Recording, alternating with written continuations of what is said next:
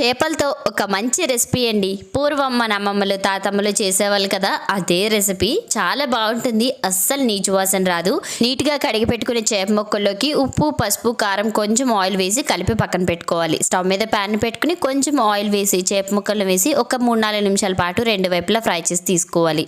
ఇంకొక ప్యాన్లోకి ఆయిల్ వేసి మెంతులు, ఆవాలు, సన్నగా కట్ చేసుకున్న ఉల్లిపాయ ముక్కలు, పచ్చిమిర్చి వేసి ఉల్లిపాయ ముక్కల్ని మెత్తగా మగ్గేంత వరకు మగ్గించుకోవాలి.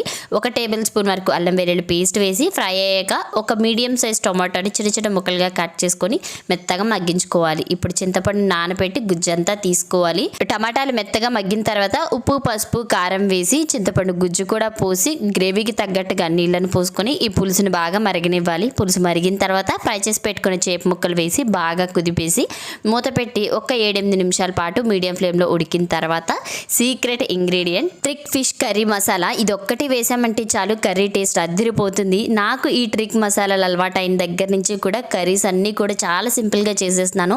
ఏ కర్రీకి తగ్గట్టుగా ఆ మసాలా వేసుకుంటే టేస్ట్ అయితే అదిరిపోతుంది. నాకు వంట చేయడం చాలా ఈజీ అయిపోయింది. మీరు కూడా ఈ ట్రిక్ మసాలా ఆర్డర్ చేసుకోవాలి అనుకుంటే స్క్రీన్ మీద కనిపిస్తున్న నెంబర్కి వాట్సాప్ చేయొచ్చు, లేదా డైరెక్ట్ వెబ్సైట్ నుంచి కూడా ఆర్డర్ చేసుకోవచ్చు. ధరణి 5 అనే కూపన్ కోడ్ యూస్ చేస్తే ఎక్స్ట్రాగా 5% ఆఫ్ వస్తుంది. ట్రిక్ మసాలా వేసిన తర్వాత ఫైనల్గా కొత్తిమీర వేసి సర్వ్ చేసేయండి. టేస్ట్ చాలా బాగుంటుంది. రెసిపీ నచ్చితే లైక్ చేసేయండి.